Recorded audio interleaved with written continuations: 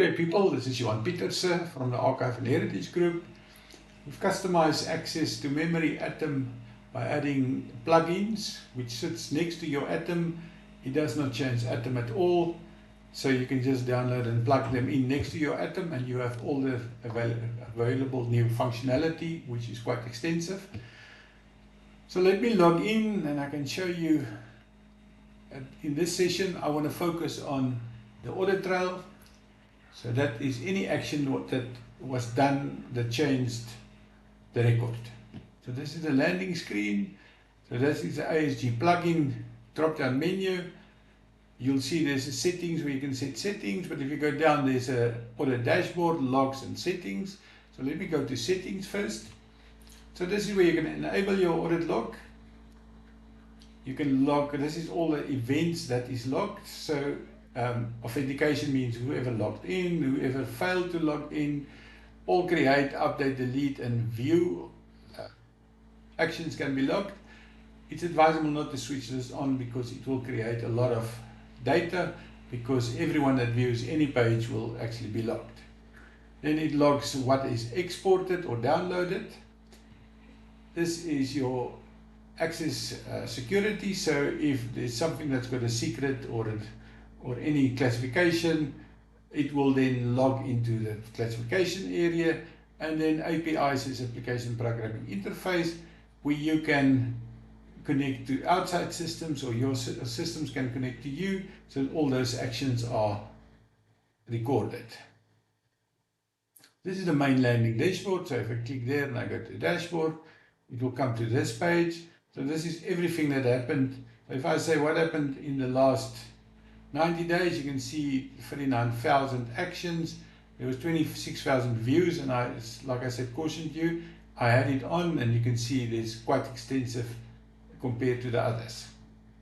Then there's the settings. If I look at statistics, you can see on the left hand side who did what, and how many updates, how many deletes, how many creates for the last 30 days. So let me go back to the dashboard. So you can view all the logs. So this is everything that everyone did. The IP address can be hidden for privacy concerns, or it can be shown. So you can then say, I want to search on or filter on a specific event. So if I say add event by a specific person and I search, you will see there's the event. I worked on the exhibition module and it added an event for the exhibition module. Let me go back to the dashboard. You will then see the last option, which is the important one to me. This is where you can compare what was done. So I can say, I want to know every update that happened on whatever area by a specific person. And then I can say apply the filters, and you can see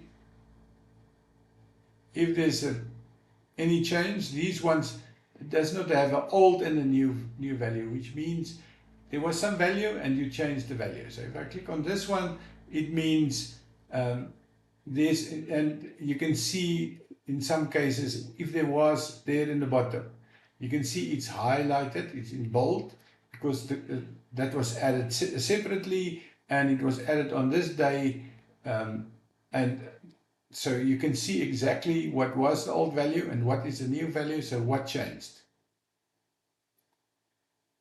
Let's find another one if it's applicable. That's maybe more of a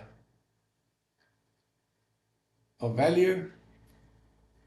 But you can filter it. So if I say entity types, I want all archival descriptions and filter it a bit more, there you can see I deleted some records, and you can see there's all the actions on what was deleted.